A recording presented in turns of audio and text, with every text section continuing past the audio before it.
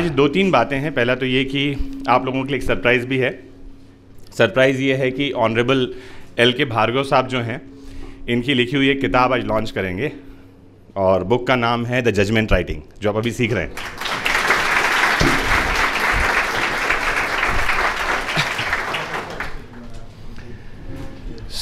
Books आ गई हैं यहाँ पर में, और साथ ही हमारे साथ जस्टिस एस.जी. शाह साहब हैं।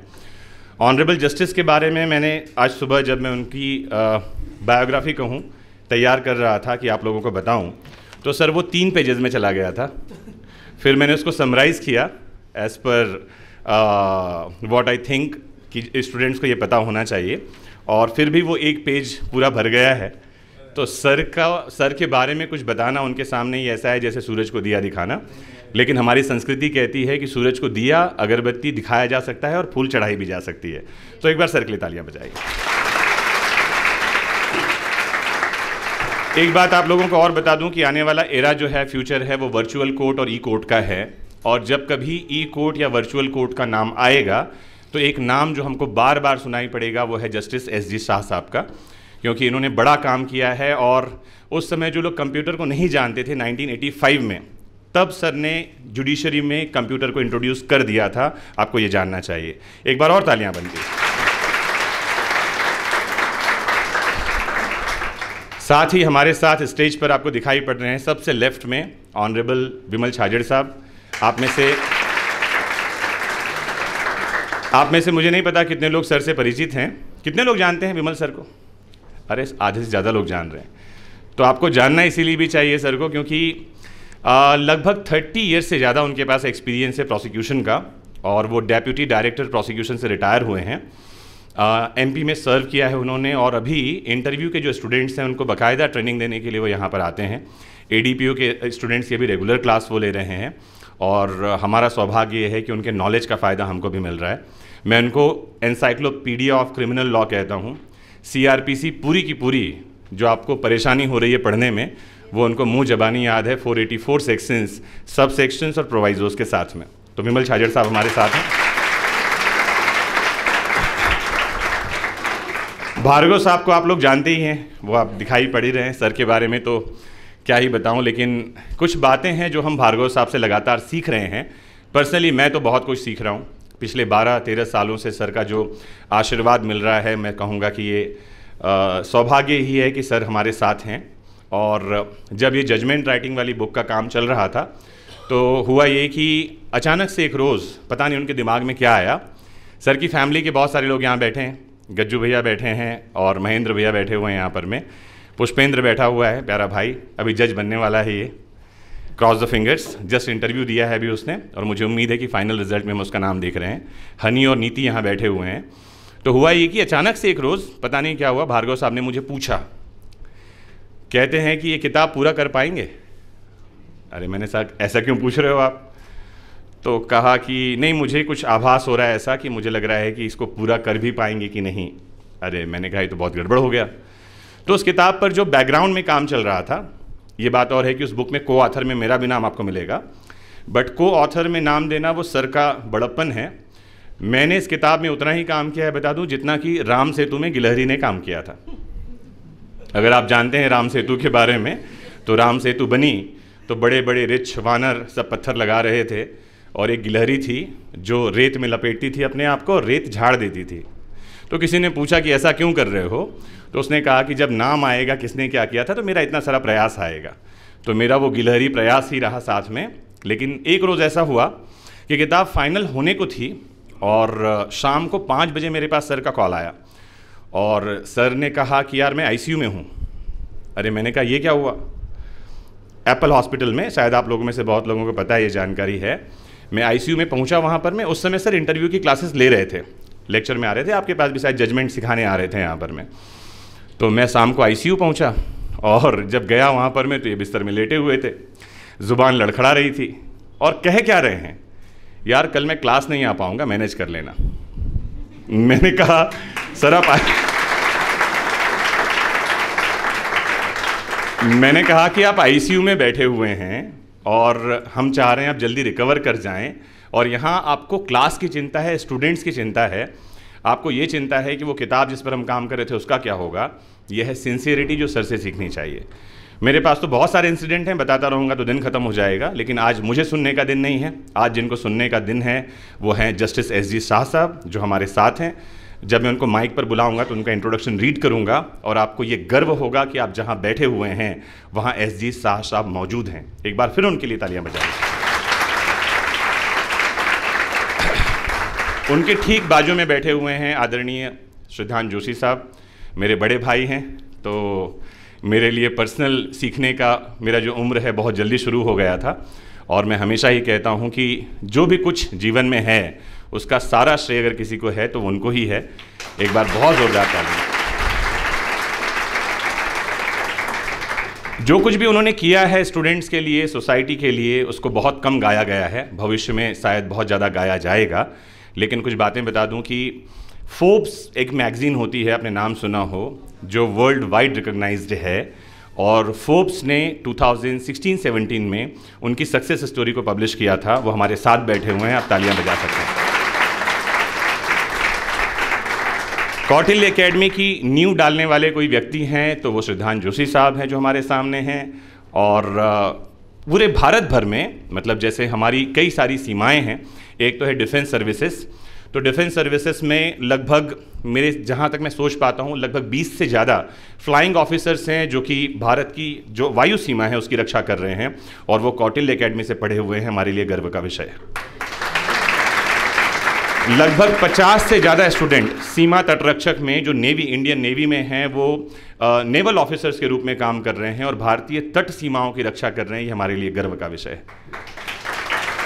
थोड़ा और आगे बढ़ें तो राफेल जब इंडिया में आया तो उसको सी ऑफ करने वाला एक लड़का जो इंडियन फॉरेन सर्विसेज का पेरिस में खड़ा था और उसको सी ऑफ कर रहा था, वो कौटिल्य एकेडमी इंदौर से पढ़ा हुआ नमन उपाध्याय है। ये हमारे लिए गर्व का विषय है।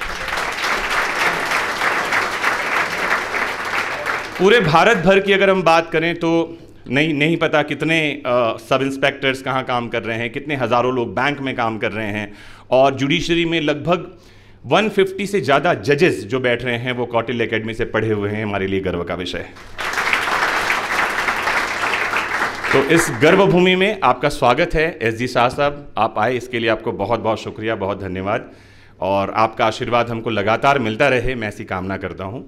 ठीक बाजू में बैठे हुए हैं, ये जो छोटे पैकेट का बड़ा धमाका आपको दिखाई पड़ रहा है, आमिर खान दिखाई पड़ रहे हैं आपको छोटे से कद के। ये बहुत बड़े इंसान हैं। इनका नाम विनीत शर्मा है और ये इंटीग्रिटी एजुकेशन के वन ऑफ द डायरेक्टर हैं। इंटीग्रिटी एजुकेशन जो है पब्लिकेशन की दुनिया में नया नाम है ऐसा नहीं कहूँगा, क्योंकि थोड़ा समय तो हो ही गया, लेकिन फिर भी पब्लिकेशन की दुनिया में जो समय होता है उसको देखें तो कहेंगे कि बिल्कुल नवांकुर हैं, अभी अभी जन्म ले रहे हैं ये कहेंगे। लेकिन इनका जन्म जो है ये लंदन से है, जो कि लॉ की कर्मभूमि है। तो इंटीग्रिटी एजुकेशन लंदन से ये बिलोंग करते हैं, और भारत में इनकी जो ब्रांचेज़ हैं वो दिल्ली में, बेंगलुरु में, लखनऊ में, और उसके अलावा बॉम्बे में। तो बॉम्बे, लखनऊ, दिल्ली और बेंगलुरु में इनकी ब्रांच है।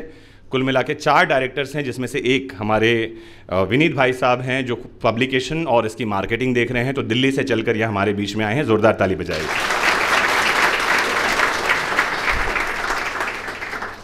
कार्यक्रम को आगे बढ़ाते हैं, और मुझे समझ में नहीं आ रहा कहाँ से शुरू करूं, लेकिन मुझे लगता है कि उनको ही सुनना सबसे पहले ठीक है जो इस किताब के लेखक हैं, हमारे आदरणीय एल.के. भार्गव साहब।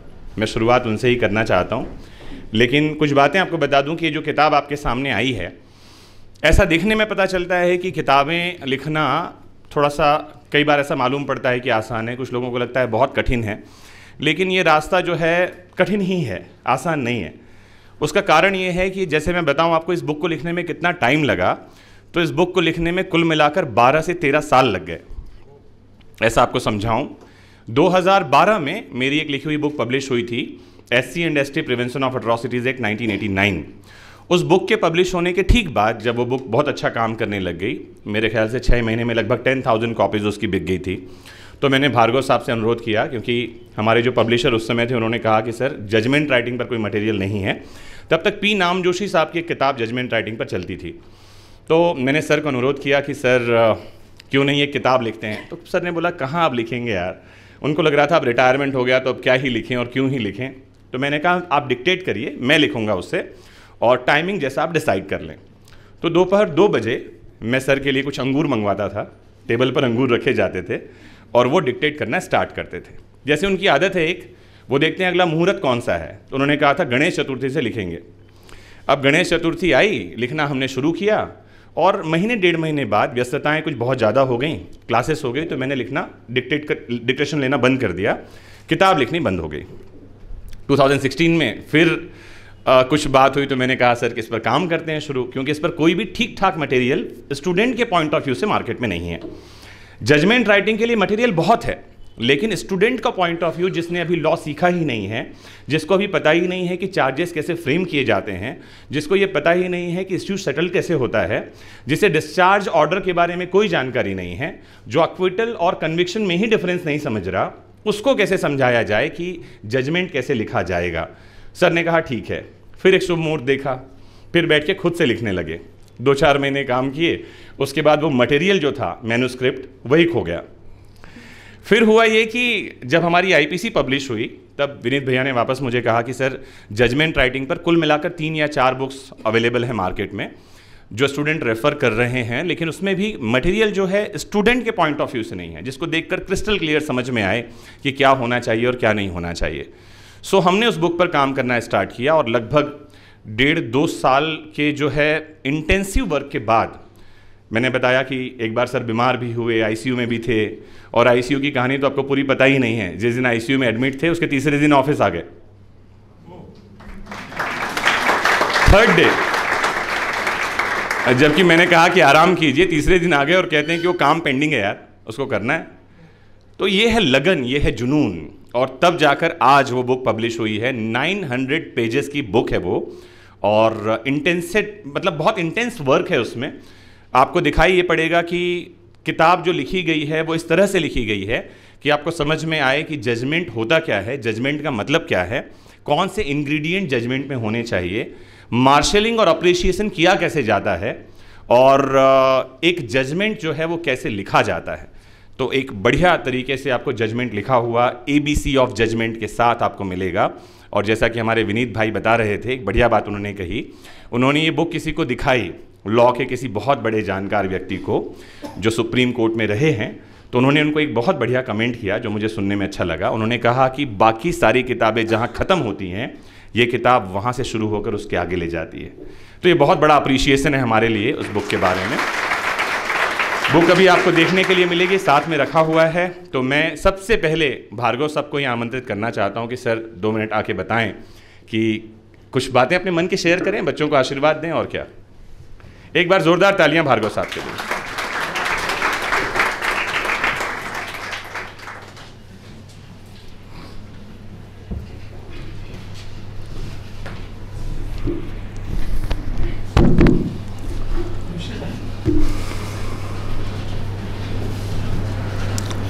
परम पूज्य गुरुवर के चरणों में सादर वंदन। माननीय न्यायमूर्ति नाम, मुझे कहा गया है कि जजमेंट राइटिंग के बारे में कुछ बताएं। हमारे माननीय न्यायमूर्ति यहाँ विराजमान है। वही जैसे कहा कि सूरज के सामने दीपक की रोशनी क्या है, दीपक क्या रोशनी दिखाएगा सूरज जहाँ मौजूद हो। लेकिन फिर भी जजमेंट राइटिंग चूँकि एक ऐसा सब्जेक्ट है जिसके बिना स्टूडेंट, एडवोकेट और जज स्वयं अधूरा है। ये प्रेरणा जो मेरे को मिली किताब लिखने की, उस प्रेरणा के प्रेरक बधाई दिया है मैंने, यही हैं, बैठे हैं यहीं। मैंने खुद ने जब ये देखा कि जजमेंट राइटिंग पे किताबें तो बहुत हैं, लेकिन स्टूडेंट के मतलब की कोई किताब नहीं है। जो है क्लास जब मैं यहाँ लेता था तो स्टूडेंट पूछते थे जजमेंट राइटिंग की, जब क्लास में लेता था, बोले साहब कौन सी किताब पढ़ें। मैंने कहा भैया मेरे सामने कोई किताब नहीं है जो मैं आपको सजेस्ट कर सकूँ, आप भ्रमित और हो जाएंगे। इसलिए जहाँ तक संभव हो सके मैं यहाँ क्लास में जो बताता हूँ उसको समझिएगा, कोई डाउट हो तो मेरे से पूछिएगा, मैं क्लियर करने का प्रयास करूँगा। उसके बावजूद भी बार बार जब स्टूडेंट्स की वो होने लगी तो फिर मैंने भी सोचा कि हाँ चलो कुछ ना कुछ अब कवर करना ही पड़ेगी जो है। तो ये जो प्रयास किया जजमेंट राइटिंग को लिखने के लिए, तो उसमें आप ये देखेंगे कि judgement writing it consist of 2 words, one is judgement and other is writing. निर्णय और लेखन। निर्णय क्या है, डिफाइन किया गया है लॉ में, लेकिन लेखन क्या है, लेखन को डिफाइन कहीं नहीं किया। निर्णय की परिभाषा दी गई है सीपीसी में भी। निर्णय के आवश्यक तत्व क्या हैं, सीपीसी के ऑर्डर 20 रूल 4 में वो भी बताए गए हैं जो है। लेकिन लेखन कैसे करेंगे, उसके एसेंशियल इंग्रेडिएंट्स तो आ गए। तो स्टूडेंट्स को मैं ये कहता था भैया स्टूडेंट्स को लेखन जो है अपना स्वयं तैयार करना पड़ेगा, because writing is an art, ये कला है।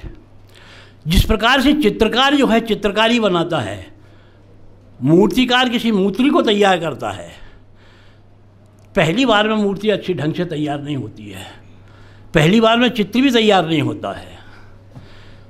तो हालांकि मेरा ये प्रथम प्रयास ही है, तो मैं यही कहूँगा कि अभी पता नहीं ये प्रयास मेरा कितना सफल हुआ है, ये तो जब आप लोग जब देखेंगे तभी कह सकेंगे। तो ये जो प्रयास मैंने किया, तो आर्ट जो रहती है खासकर क्या है यहाँ जजमेंट राइटिंग में मैंने जो बुक्स देखी, जजमेंट की जो आत्मा है वो है marshalling and appreciation of evidence. बाकी के फैक्ट्स हैं वो तो लिखे हुए हैं, स्टूडेंट्स के पर्पज से बता रहा हूँ, पेपर में सब फैक्ट्स दिए रहते हैं। अब जैसे सिविल केस में आपको इश्यूज फ्रेम करना है, तो इश्यूज फ्रेम करने के लिए सारे के सारे फैक्ट्स आप पढ़ें वो बड़ा लंबा चौड़ा का आपको कंफ्यूज भी हो सकते हैं।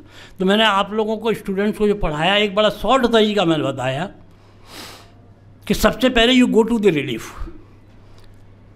सहायता क्या है, अनुतोष क्या मांगा है वो पढ़िएगा पहले जो है, और उस अनुतोष को पाने के लिए क्या फैक्ट्स प्रमाणित करना है प्लेंटिफ को, उन फैक्ट्स को कलेक्ट करिएगा। उन फैक्ट्स के संदर्भ में डिफेंडेंट क्या का व्यू है, वेदर इट एडमिट्स, डिनाइड्स और कीप्स मम। जहाँ कंट्रोवर्सी है frame the issues.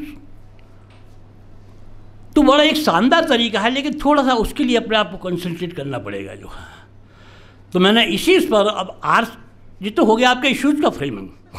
Similarly charge criminal judgement में, तो जजमेंट्स के बारे में, सिविल और क्रिमिनल के जजमेंट्स के बारे में क्या गया है कि issues is the foundation of the civil judgement.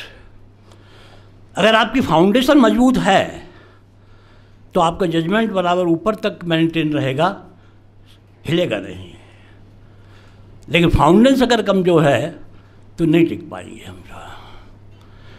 तो इसलिए फाउंडेशन सबसे पहले हमको इश्यूज़ को देखना पड़ता है, और जहाँ इश्यूज़ को जहाँ हमने देखा कि इश्यूज़ प्रॉपर बने हैं, तो उसके हिसाब से फिर मार्शलिंग जब आपको करना है तो किसी पर्टिकुलर फैक्ट पर क्या एविडेंस आई है, you collect that collection is the marshalling of evidence. और अब उसके बाद में एप्रिसिएशन ऑफ एविडेंस जो आता है, तो एप्रिसिएशन ऑफ एविडेंस के लिए आप एक पक्ष अपनी बात कह रहा है, दूसरा पक्ष अपनी बात कह रहा है, तो यहाँ आपको यही आर्ट आपकी काम करती है कि आप सत्य की खोज उसमें कैसे करते हैं। हमारे माननीय उच्चतम न्यायालय ने कहा है जजमेंट की एप्रिसिएशन के बारे में, भूसे के ढेर में से गेहूं के दानों को चुनना, ये एप्रिसिएशन है एविडेंस का। तो ज़्यादा कुछ मैं अभी नहीं कहना चाहूँगा, मेरी क्षमता भी नहीं है कि माननीय के सामने मैं कुछ कहूँ। इतना कहते हुए मैं अपने विराम देता हूँ वाणी को, और माननीय न्यायमूर्ति से ही निवेदन करता हूँ कि वही ज़्यादा कुछ प्रयास बच्चों को दे सकेगी।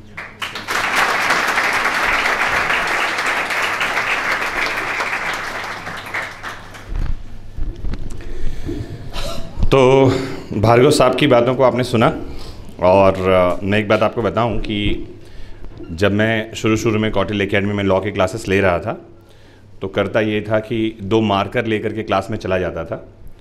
और एक समय तो मैं सोचता ऐसा भी था कि जो लॉर्ड मैकॉले हैं, मैं उनका बाप हूँ, ऐसा सोचता था मैं। मैक्लियोड, मिलेट, एंडरसन, ये सब मेरे ही बच्चे हैं, ऐसा मैं सोचता था। और एक समय हुआ ऐसा कि भार्गव साहब से मिलना हुआ, वो आए। अब जब वो लेक्चर में जाएं तो लेक्चर में जाने के पहले मैं देखता था बाकायदा बैठ के 1-1.5 घंटे वो किताब पढ़ रहे हैं। कौन सी किताब? Civil procedure code. क्या है सिविल प्रोसीजर कोड? जिस प्रक्रिया को उन्होंने 30 साल जिया है कोर्ट में बैठ करके, जो उनके खून में ही है, पढ़ रहे हैं। तो मैंने एक रोज सर को पूछ लिया, मैंने कहा कि आप क्या पढ़ते रहते हैं, आपको पढ़ने की क्या ज़रूरत है? तो मैं ये बताना चाह रहा था कि मैं तो बिना पढ़े जाता हूँ। तो उन्होंने मुझसे एक क्वेश्चन पूछ लिया। मैंने कहा मुझे नहीं पता। फिर पूछा, ये बताओ तुमने आईपीसी की, मैं उसमें आईपीसी ले रहा था लेक्चर क्लास में, कितनी किताबें पढ़ी है? तो मैंने कहा सर एक किताब पूरी पढ़ी होगी और एक आधी कुछ पढ़ी होगी। तो उन्होंने मुझे एक आइडिया दिया, बोले कि एक काम ये करो कि हर बार दूसरे किसी ऑथर को पढ़ो और तुम्हें बहुत सारी नई जानकारी मिलेगी, और जो पढ़ लिया है उसको दोबारा और पढ़ो। तो ये बात है 2010-11 की। आज 2023 है, 2023 आ गया, और मुझे लगता है शायद आईपीसी में जो 18 या 19 किताबें हिंदी इंग्लिश में लिखी गई हैं, जो कि ठीक ठाक किताबें मानी जाती हैं, including Ratanlal Dhirajlal, including SN Mishra, और अभी तो फ़िलहाल विनीत भाई से मुझे एक बढ़िया शानदार किताब मिली है HS गौड़ साहब की इंडियन पीनल कोड, जो मैं अभी पढ़ना स्टार्ट नहीं किया मैंने। लेकिन ये 18-19 किताबें पढ़ने के बाद अगर कोई आज मुझे पूछे कि क्या आपको आईपीसी आती है, तो मैं ये बात स्पष्ट कहूँगा, इसमें कोई विनम्रता नहीं है, मैं कहूँगा कि नहीं, मैं भी सीख रहा हूँ। I am in the process of learning. क्योंकि ऐसा डॉक्यूमेंट है, चाहे वो आईपीसी हो, चाहे वो सीआरपीसी हो, चाहे वो सीपीसी हो, चाहे वो एविडेंस हो, कोई भी एक डॉक्यूमेंट, उसको पढ़ना और पढ़कर समझना ठीक वैसा ही है जैसे प्याज की परतें खोली जा रही हैं, 1 by 1, लेयर बाय लेयर, हर बार एक नई चीज़ पता चलती है। ये बात आप लोग एक्सपीरियंस कर रहे होंगे, नहीं कर रहे होंगे तो आगे करेंगे। सर से मैंने सीखा कि पढ़ा कैसे जाता है, पढ़ना कैसे है, और कैसे ये आपको इस बात को जगाए रखना है कि भी बहुत कुछ जानना, बहुत कुछ सीखना, बहुत कुछ समझना बाकी है। एक बार LK भार्गव साहब के लिए तालियां बजाएं। हमारे साथ विमल छाजेड़ साहब हैं, तो उनको भी सुना जाना चाहिए, क्योंकि सर मैंने बताया अपने आप में बहुत विद्वान तो हैं ही, उतनी ही ज़्यादा हम्बल और विनम्र हैं। अगर आप विनम्रता और पोलाइटनेस किसी से सीखना चाहते हैं तो वो साक्षात विमल छाजेड़ साहब हैं। छाजेड़ साहब इस जर्नी के आई विटनेस रहे हैं कि किस तरह से किताब लिखी जाती रही, कब तक हम देर शाम तक बैठे रहे, और कई बार रातें जो है वो नहीं सोई गई। और सर ने कई बार पूछा कि सुबह जब मॉक बोर्ड में मिलते थे सुबह 10 बजे कि आज थके हुए से क्यों हो, तो उनको बताया जाता था कि किताब के बैकग्राउंड में जो है काम चल रहा है, और सुबह 3 बजे 4 बजे तक हम सोए नहीं। तो सर बताते थे कि हाँ ठीक है, लेकिन आराम करो, नींद भी तो लो, किताब तो आती रहेगी, चलेगा। तो विमल छाजेड़ साहब हमारे साथ हैं, हमारे आदरणीय, हमारे अग्रज, और उनका प्रेम और स्नेह हमको मिलता रहता है। अगेन ये हमारा सौभाग्य। एक बार जोरदार तालियां सर के लिए। सर 2 शब्द आपके आशीर्वचन।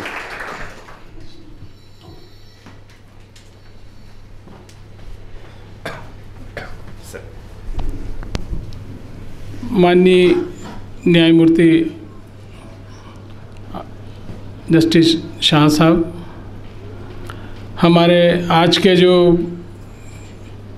जजमेंट राइटिंग की बुक के जो ऑथर हैं, हमारे आदरणीय सेवानिवृत्त डिस्ट्रिक्ट जज साहब श्री भार्गव साहब, और हम सबके प्रेरणा स्रोत कोटेल एकेडमी के मैनेजिंग डायरेक्टर आदरणीय श्रीधन जोशी साहब, कोटेल एकेडमी के CEO माननीय मनमोहन जोशी सर, जो MJ सर के नाम से जगत प्रसिद्ध हैं, यूँ कहूँ कि हर कोई यदि नाम नहीं जानता, पर MJ सर के नाम से पूरी दुनिया में वो उनके नाम को जाना जाता है। और ख़ास तौर से जो उनके लीगल उस पर वीडियो और मोटिवेशनल जो वीडियो हैं, उससे मोटिवेट होके कई व्यक्ति आज जिनसे रूबरू ना मिले, पर वो उनके वीडियो बना के उनके कमेंट्स में पढ़ता हूँ तो ऐसा लगता है जैसे उनसे बहुत निकटता उनकी और उनके बारे में बहुत कुछ जानते हूँ। तो ऐसे आदरणीय MJ सर, और हमारे जो इस पब्लिशर है विनीत भाई, एक IPC की बुक का विमोचन 2022 में हुआ, तब भी मैं उपस्थित था उस समय। विनीत भाई ने इस जजमेंट राइटिंग की बुक को भी एक टाइम लिमिट में बहुत जल्दी पब्लिश कर दी। पिछले 6-7 माह से भार्गव साहब को मैं लगातार जब क्लास में आ रहा था तो खुद हाथ से लिख के राइटिंग को देके और टाइपिंग को मैं देते थे, मतलब 3 से 4 घंटे लगातार उन सारे जजमेंट्स को देखना, जजमेंट को लिखना और उसको टाइपिंग पे देना, फिर उसको करेक्ट करना, वो सही टाइप हुआ कि नहीं हुआ, उसमें कोई करेक्शन है कि नहीं, मतलब इतना बारीकी से हर चीज़ को सर ने देखा है। तो उनकी मेहनत को मैं सैल्यूट करता हूँ कि वास्तव में इस एज में जाकर सर ने जो 900 पेज की एक बुक लिखी है, मैं प्रत्यक्ष साक्षी उस चीज़ का कि सर ने उसमें अथक मेहनत करके जो एक मटेरियल आप लोगों के लिए दिया है, निश्चित ही वो सारे जो सिविल जज की तैयारी कर रहे हैं जो बच्चे, उनके लिए निश्चित रूप से उपयोगी सिद्ध होगी। मैं सर को बहुत बहुत बधाई देता हूं कि इस इतनी बढ़िया बुक आपने तैयार करके बच्चों के लिए उपलब्ध कराई है। मैं इस अवसर पर पुनः बहुत बहुत बधाई देता हूं भार्गव साहब को, और हमारे को ऑथर जो है आदरणीय एमजे सर, उनको भी बहुत बधाई देता हूं।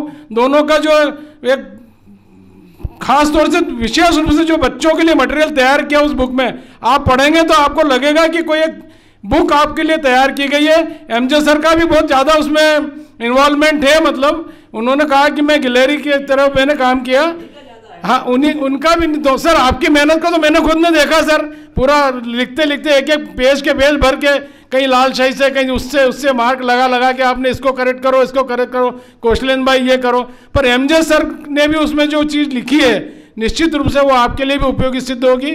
बहुत बधाई, पुनः धन्यवाद।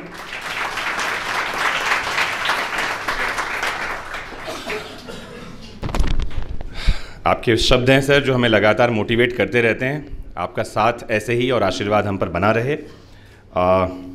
कार्यक्रम के आगे बढ़ते हुए मैं इनवाइट करना चाहता हूं विनीत भाई को। वैसे वो बोलना नहीं चाह रहे हैं, लेकिन मैं चाह रहा हूं कि वो चौंक गए। मैं चाह रहा हूं कि उनका जो एक्सपीरियंस रहा अभी, हमारी एक आईपीसी की बुक को लेकर जो एक्सपीरियंस रहा, इस जजमेंट की बुक को लेकर के जो एक्सपीरियंस रहा, वो बहुत सारे ऑनरेबल जस्टिस के पास में उन्होंने उसकी कॉपी पहुंचाई। और शाह साहब से जब बात हुई तो इतना हम्बल नेचर है सर का कि सर ने कहा कि हाँ मैं किताब के लिए, सर ने फॉरवर्ड लिखा है, बहुत प्यारा फॉरवर्ड सर ने लिखा है किताब के लिए। सर लिखते हैं कि according to Halsbury's law of England, judgment is a decision made by a जज और by a court of law. Judgment writing is an essential part of the judicial service examination. In almost all judiciary mains exam, you will face questions related to judgment writing. Also, it carries a good weightage of marks in the exam. If you write it well, you can easily crack the exam with a high score. The present book, written by the author duo and published by Integrity Education India, is a great document which is competent to enlighten your path of judgment writing.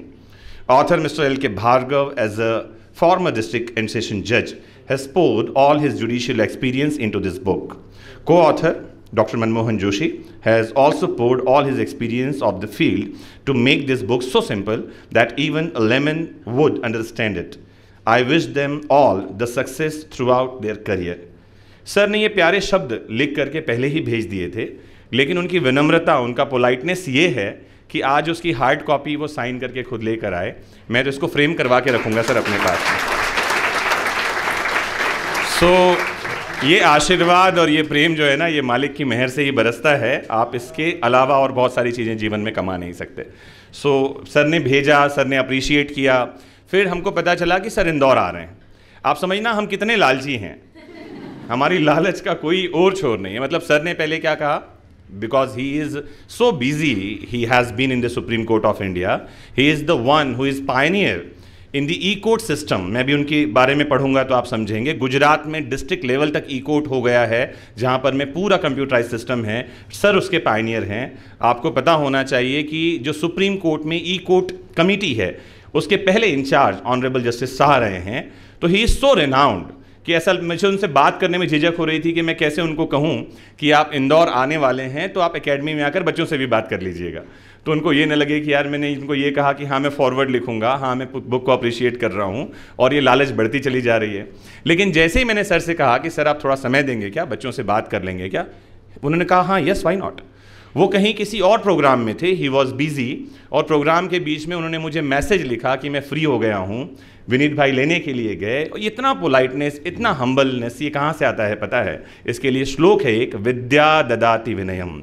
जो ज्ञान से भरा हुआ है ना, वो उस पेड़ की तरह झुक जाता है जो फल से लदा हुआ है। एक बार फिर से सर के लिए ताली। विनीत भाई 2 मिनट आपसे आग्रह है कि कुछ आप बताएं, क्या आपकी जर्नी रही, बस फिर उसके बाद हम कार्यक्रम को आगे बढ़ाएं।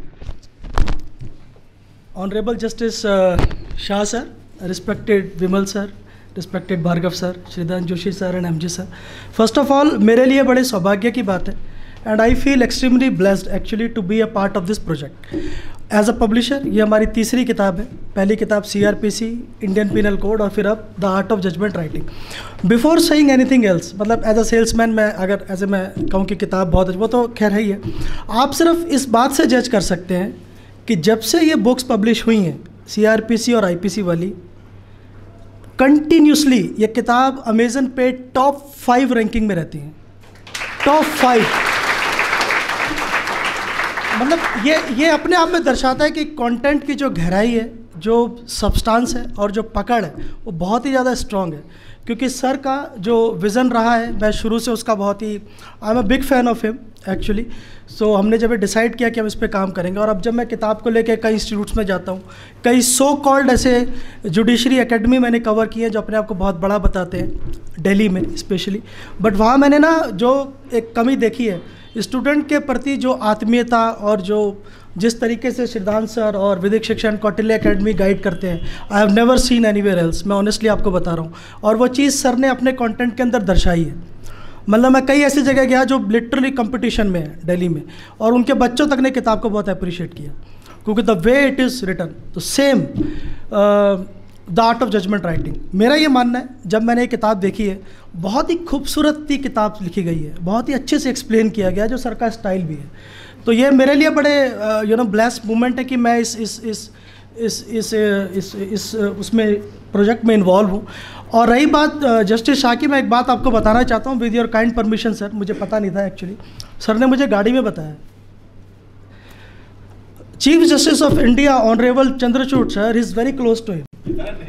उन्होंने सर को मतलब इन्वाइट किया और सर ने मना किया, मतलब ये बड़ी बात है सर। आई मीन सो खैर, अब मैं बाकी सर से रिक्वेस्ट करूंगा कि सर को शायद बगाएं, एंड ऑल द बेस्ट। और प्लीज़ आप एक किताब जब आएगी ना तो आप इसे जरूर पढ़ना। Thank you very much. Vineet भाई के लिए तालियां बजाइए एक बार, बड़ी मेहनत करते हैं वो बहुत बहुत बहुत मेहनती इंसान हैं। और पिछले कुछ सालों में 2-3 साल से हमारी पहचान है, लॉकडाउन के समय से हम जुड़े हुए हैं। और अच्छी बात यह है कि लगातार मुझे YouTube के वीडियोस भी वो शेयर करते रहते हैं, जहाँ पर मैं बहुत सारे लोग बुक को रिव्यू कर रहे हैं, और वो रिव्यूज़ जो है वो इतने पॉजिटिव हैं कि सुन करके मज़ा आ जाता है, लगता है कि ठीक काम किया जा रहा है। और ख़ासकर जब किसी और कोचिंग इंस्टीट्यूट के कोई डायरेक्टर जब ये कह रहे हों कि ये किताब ऐसी है और ये बढ़िया है, और YouTube पर वो डाल रहे हैं, तो मोटिवेशन कई गुना बढ़ जाता है। जैसे सर एक एग्जांपल है, हाँ हाँ, जैसे अनअकैडमी के अभी एक टॉप के एजुकेटर है, लॉ में मैं नाम भी लूँगा, he is one of the top. तो I been in touch with him, तो मैंने उनको सर की किताब देखी, तो मेरे को अंदर से फील हो रहा था कि एज अ कंपटीटर तो शायद हो सकता है बुरा ही बोलेंगे, तो मैं मेंटली प्रिपेयर्ड भी था। बट एज अ पब्लिशर मेरी ड्यूटी है कि मैं किताब फैलाऊँ। तो उन्होंने मुझे छूटते बोला, अरे विनीत सर हम तो इनको देख देख के तो बड़े हुए। मतलब उसने सर से सीखा है, इससे पता चलता है कि मेरी उम्र बहुत हो गई।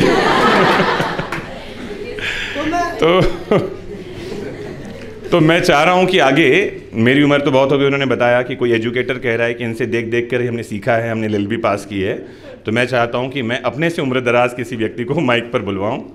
तो हमारे साथ ऑनरेबल रेस्पेक्टेड बड़े भाई साहब श्रीधान जोशी सर यहाँ पर में हैं, और जब वो हैं तो मुझे लगता है कि उनको सुना जाना चाहिए, क्योंकि आजकल व्यस्तताओं के चलते वो बहुत कम क्लास में इंटरेक्शन कर पा रहे हैं। तो उनका आशीर्वाद मिले बिना कार्यक्रम आगे होगा नहीं। ये बात और है कि भार्गव साहब उनको आशीर्वाद देने के लिए हैं, उनका आशीर्वाद मैं ले लेता हूँ, तो चेन पूरी हो जानी चाहिए। मुझे किताब बुक लेखन में जो मोटिवेट करने वाले व्यक्ति हैं कि किताब लिखना चाहिए, वो वही हैं, क्योंकि उन्होंने मुझे कहा कि तुझे लिखना चाहिए। 2012 में पहली बार किसी पब्लिशर ने मुझे अप्रोच किया था कि आप बुक लिखिए, और मेरा तब बिल्कुल भी रत्ती भर का मन नहीं था लिखने में, और उन्होंने मुझे कहा कि तुझे लिखना चाहिए, और मैंने लिखा। और पहली किताब की जो सक्सेस थी उसके बाद तो रुके ही नहीं हम। ये शायद मैंने काउंटिंग भी भूल गया हूँ, शायद ये हमारी 25वीं या 26वीं किताब होगी कुल मिलाकर मैंने, जिसमें मेरा खुद का नाम है। ये बात और है कि इस बुक के ऑथर हमारे भार्गव साहब हैं, और मेरा नाम को ऑथर में है, लेकिन जुड़ा तो हुआ है, तो इसको मैं काउंट करूँगा तो मेरी 26वीं या 27वीं किताब होगी ये। तो एक बार तालियाँ बजाइए आदरणीय श्रीधान जोशी सर को।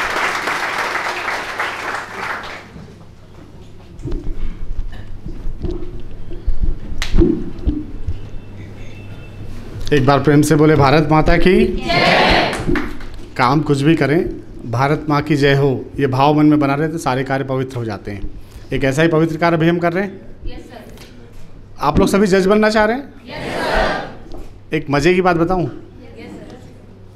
कोर्ट में 3 पक्ष होते हैं, वादी, प्रतिवादी और जज। जज के अलावा बाकी सबको पता होता है सच्चाई क्या है। हाँ या ना? आपको सच्चाई पता भी करना है और लिख के भी देना है ना? तो मेरी शुभकामनाएं कि आप सही तरीके से लिखना सीखें, क्योंकि जब आप सही तरीके से लिखेंगे तभी वो सही जजमेंट होगा, और इस वे में आप शायद उस जनता जनार्दन की सेवा कर पाएंगे जो आपके दरवाजे पे आप तक पहुंचा है सही न्याय पाने के लिए। जितनी बातें हुई अभी, सिलेक्शन किसका कहाँ हुआ, क्या रिजल्ट्स रहे, एक बात देखो ज़रा, कितने लोग कितनी मेहनत कर रहे हैं। मैं तो स्टूडेंट से एक ही बात कहता हूँ कि हम जो कह रहे हैं ना उतना करते चलो बस, क्योंकि आप जितना करने वाले हैं उससे 10 गुना मेहनत हम ऑलरेडी कर रहे हैं। आपको बस जो कहा जा रहा है इंस्ट्रक्शंस फॉलो करें, दैट्स इट, इससे ज़्यादा कुछ भी नहीं। हाँ या ना? जितना मेहनत भार्गव सर इस उम्र में कर रहे हैं, क्या आप लोग सच में उतना मेहनत कर रहे हो? अपने आप से पूछना एक बार, क्योंकि जिसने कर लिया उस दिन सीट चेंज हो जाएगा, है ना? तो स्टूडेंट्स के 2 कैटेगरी हैं। इस बात को मैं जल्दी क्लोज करूँगा, मैं शाह साहब को मैं भी सुनना चाह रहा हूँ, क्योंकि खींचते ही चले जा रहे हैं, पर लग रहा है बात जल्दी क्लोज करते हैं। 2 ही प्रकार के स्टूडेंट्स होते हैं। एक स्टूडेंट्स वो होते हैं जो जिज्ञासु होते हैं, जो हर चीज़ में क्वेश्चंस पूछते हैं, और दूसरे होते हैं जो सब चीज़ को मानने वाले होते हैं, कुछ भी कह दिया जाए हाँ कर लेंगे हम। 2 ही प्रकार के स्टूडेंट्स हैं। पहले प्रकार के स्टूडेंट्स का जो बेस्ट कैटेगरी है उसमें अर्जुन आते हैं। हाँ या ना? तो आप लोग किस कैटेगरी में हैं? अर्जुन वाले या हनुमान जी वाले? हनुमान जी वाले हाँ वाले, यस सर वाले हैं। संजीवनी चाहिए, पूरा पहाड़ उठा के ले आएंगे। तो 2 ही कैटेगरी है, अपनी कैटेगरी तय कीजिए कि आप किस में हैं। अर्जुन ये भी पूजनीय है और हनुमान जी की मूर्ति तो हर चौराहे पे है। तो जहाँ पहुँचना है रास्ते 2 ही हैं, चॉइस इज योर्स ओनली। मेरी शुभकामनाएं कि दोनों में से जो भी मार्ग चुना हो आपको मंजिल तक पहुँचाए। धन्यवाद।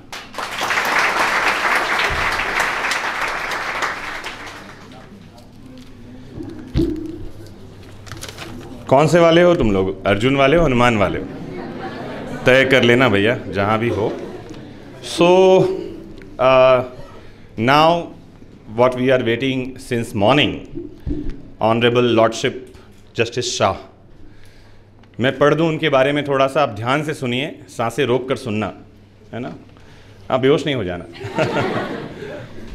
Honourable mister justice S.G. Shah was born on 2nd Feb 1957 at Mehsana in Gujarat in the family of lawyers since generations. Sir कुछ आपके बारे में बातें हैं, ये इंटरनेट से कलेक्ट की हुई हैं, कुछ गलती हो तो करेक्शन कर दीजिएगा। Son of Gunwant Lal M. Shah, a leading lawyer of Mehsana, graduated in BSc with microbiology as main and chemistry as subsidiary subject in the year 1977. Obtained his law degree in the year 1981 with labor laws, and also did his LLM with constitutional law in the year 1987. Enrolled as an advocate in the month of December 1981 at Mehsana, Gujarat, and continued his practice as an advocate till February 1997. During this period, practiced almost on all sides like civil, constitutional, revenue, criminal, etc. in various courts, tribunals and commissions, which include High Courts of Gujarat, Bombay High Court, National Consumer Commission, etc. He was first amongst the advocates who adopted computer technology as early as in the year 1985. एक बार जोरदार तालियां बनती। Honorable Lordship was also appointed as a special judge in CBI Court, Ahmedabad. He has also served in CBI Court. Thereafter, he was appointed as Registrar, Courts and Computers, Supreme Court of India on deputation. His deep knowledge and vast experience contributed a lot in implementing computerization projects in so many courts, including the Honorable Supreme Court of India, Madras High Court, Gujarat High Court, and all district courts of Gujarat. He was appointed as member of the Standing Committee of the Supreme Court of India for monitoring E-Committee for computerization of entire judiciary in the country. He was in charge of E-Committee of Supreme Court of India, looking after computerization of courts throughout India under E-Court project. तो मैंने कहा जब कभी भी E-Court का नाम आएगा, honourable justice Shah का नाम आएगा, एक बार तालियां बजाइए। साथ ही आपको बता दूं, honourable justice Shah had developed E-Court for the first time in India. तो शाह साहब जो हैं वो जनरल नॉलेज के क्वेश्चन भी हैं, आप याद कर लीजिए कि पहला E-Court एस्टैब्लिश करने का क्रेडिट किनको जाता है, वो है justice S.G. Shah. Honourable justice had also attended Asia Pacific courts conference 2010 at Singapore. He was elevated as additional जज Gujarat high court on the 12th of day of November 2012 and confirmed as permanent judge on 10th of July 2014. ये बहुत brief introduction sir का था, जहाँ हमको बहुत कुछ उनके बारे में जानने के लिए मिला, और आप लोग बहुत खुशकिस्मत हैं कि आपको सीधे सर से मिलने के लिए मौका मिला है। तो बिना बीच में रुकावट बने मैं सर से अनुरोध करता हूँ कि वो माइक्रोफोन पर आएँ और आप सभी को एनलाइटन करें उनके नॉलेज से। सर के पास पावर पॉइंट प्रेजेंटेशन भी है, लेकिन शॉर्ट टाइम के कारण आज पावर पॉइंट प्रेजेंटेशन हम नहीं ले रहे हैं, लेकिन इसी बहाने मैंने सर से एक रिक्वेस्ट और कर लिया है कि सर कभी एक दिन के लिए यहाँ आएँ और आपको 2-3 घंटे कुछ लेक्चर दें। तो मैंने बताया सर मैं थोड़ा सा लालची हूँ और आपका आशीर्वाद इस लालची बालक को मिलता रहेगा तो बड़ी मेहरबानी होगी। एक बार ज़ोरदार तालियाँ, खड़े हो जाइए अपनी जगह।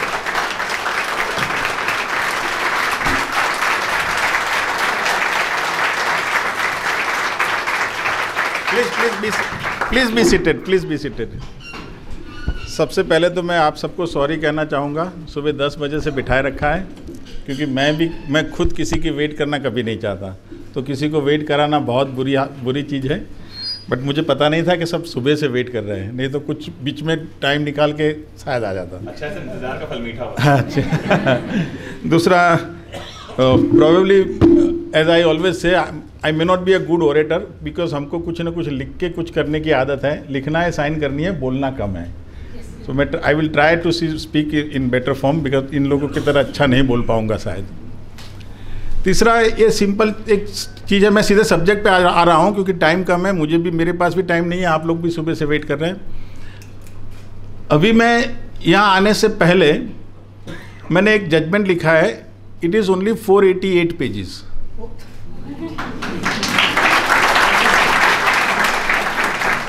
But what I want to say is different thing, कि वो 400-500 पेज लिखना बहुत आसान है, बट वो कैसे लिखा जाए वो सिखाना, और वो भी लिख के परमानेंट कोई पढ़े ऐसे तैयार करना बहुत बुरा, और बुरा मीन्स बहुत अगरा, मीन्स बहुत टफ वर्क है।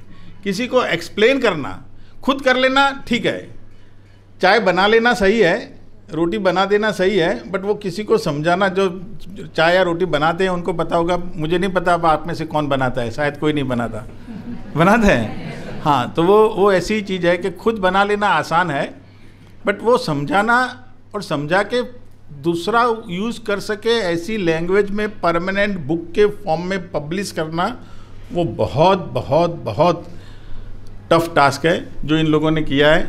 We must appreciate them first, और इसी वजह से that is one of the reason why I immediately agreed, क्योंकि मैं अभी पिछले 1.5 महीने से वो 450 में 550 पेज हो जाएंगे, अभी 488 तो हुए हैं, उसको कंपाइल करूँगा, ठीक ठाक करूँगा, तो मुझे लगता है 500 से ऊपर चले जाएंगे। वो एक आर्बिट्रेशन का केस है, बड़ा केस है, टफ आर्ग्यूमेंट है, 17-18 इश्यू हैं, सब में रिप्रोडक्शन करो। जजमेंट लिखने में मज़े हैं, क्या है, एविडेंस को रिप्रोड्यूस करो, आर्ग्यूमेंट को रिप्रोड्यूस करो, साइटेशन में से पैराग्राफ रिप्रोड्यूस करो, नंबर ऑफ पेजेस बढ़ जाएंगे।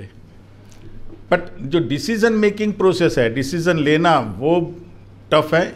और इसलिए वो अभी मैं स्लाइड, जैसे इन्होंने बताया, मैं एक स्लाइड शो मेरी बता रहा था, मैं जहाँ भी लेक्चर लेता हूँ, यूनिवर्सिटी में, ऑनलाइन, कहीं भी, मैंने भी वो जजमेंट राइटिंग के लिए एक स्टेयरकेस बनाई है, वो स्टेयर कैसे चढ़ने हैं और इग्नोरेंस से नॉलेज तक कैसे जाना है। But it is only in one slide, जबकि ये 900 पेज की बुक 900 पेज तक आपको मिस, इसका मतलब छोटी से छोटी चीज़ को उन्होंने एक्सप्लेन किया है कि कहाँ क्या होना चाहिए. And you must be aware that judiciary is not only advocate and जजेस. Judiciary means judgments. आपको पता होगा साइटेशन और डिसीजंस कितने हैं, है ना? वही जुडिशरी है, क्योंकि उसी को फॉलो करना है. It is Bible, it is Quran, it is Gita, everything is there. Means आप अगर जस्टिस की बात करो, लॉ की बात करो, तो judgement means decisions by Supreme Court, it is Gita, it is Bible.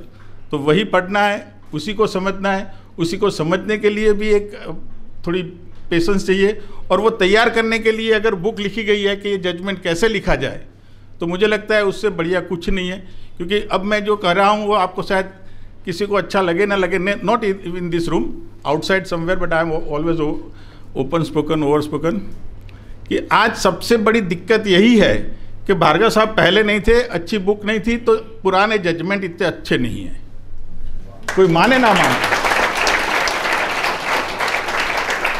क्योंकि मैं ये समझता हूँ और मैं सबको कहता हूँ कि writing a judgement is not showing your ability about law और व्हाट आप क्या जानते हो. कहीं से एक पैराग्राफ यहाँ, इसीलिए मैंने कहा कि लंबे नंबर ऑफ पेजेस बढ़ाना एक बात है, कहीं से भी कट एंड पेस्ट कर लिया जजमेंट तो लंबा हो जाएगा, उसमें वो शायरी भी आएगी और कोई किसी ने ये कहा है, किसी ने वो कहा है, वो नहीं चाहिए. जजमेंट में चाहिए क्या आपको, दोनों पार्टी में क्या डिस्प्यूट है, पढ़ने वाले को, देखो लिखने वाले को नहीं, पढ़ने वाले को समझ में आना चाहिए कि आपने क्या लिखा है, आप क्या समझे हैं और आप क्या डिसाइड कर रहे हैं.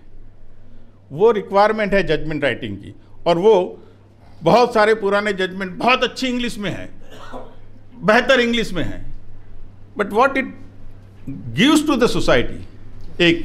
और दूसरा, why there are different judgements on the same point. After हर 5-10 साल के बाद उसी पॉइंट पे अलग जजमेंट आता है. क्यों? कि पुराने जजमेंट में क्लैरिटी नहीं है. पुराने जजमेंट में वो मिरर नहीं दिखाया गया कि देखो ये मिरर है, ये यही है, उससे और कुछ नहीं हो सकता.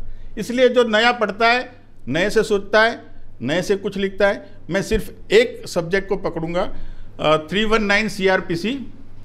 You will surprise to note it that there are several different judgements only on one section for couple of years.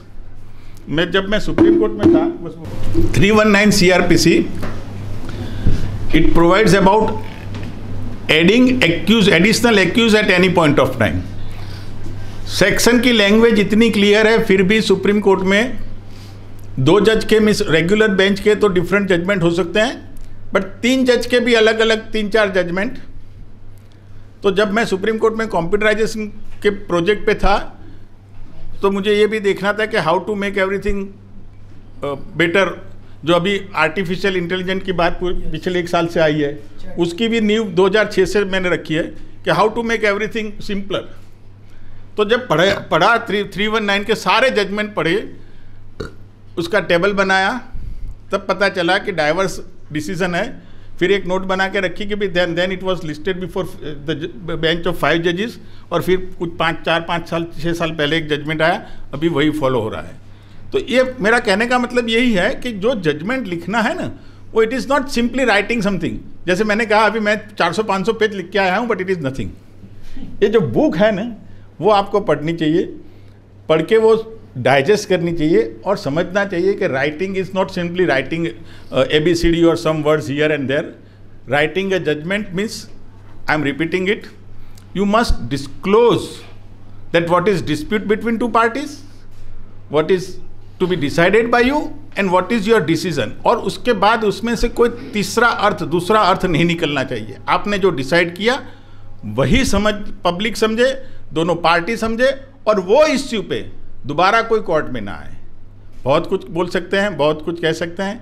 आप लोग सुबह से वेट कर रहे हैं और उसके बाद का जो प्रोग्राम है शायद उसमें और सबको मज़ा आना चाहिए. So I think I must stop here because otherwise I can continue for hours together. नहीं, मैं भी थका हूँ. आज इतना ही काफ़ी है, कभी मिलेंगे. बट आप लोगों को वेट करा है, इसके लिए अगेन सॉरी. और आप लोग जो एकेडमी की बात मुझे नहीं पता था, because I am not from MP और इंदौर, बट इतने सारे बच्चे अगर नेवी में, आर्मी में एयरफोर्स में, जुडिशरी में है. It is a matter of proud for all of you that you are with him. Congratulation to you and good luck. And good luck to all of you. Thank you.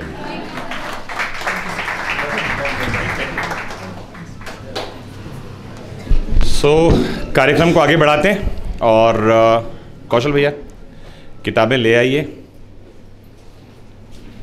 Book जो है उसकी type setting जो हुई है उसका श्रेय इनको ही जाता है. ये जो अपरिचित दिखाई पड़ रहे हैं आपको ब्लेज़र में, इनका नाम है कौशलेंद्र शर्मा और रात भर जागकर भाई ने ये बुक की सेटिंग तैयार की है. एक बार इनके लिए भी तालियां बजाइए. कौशल भैया शक्ल दिखाइए.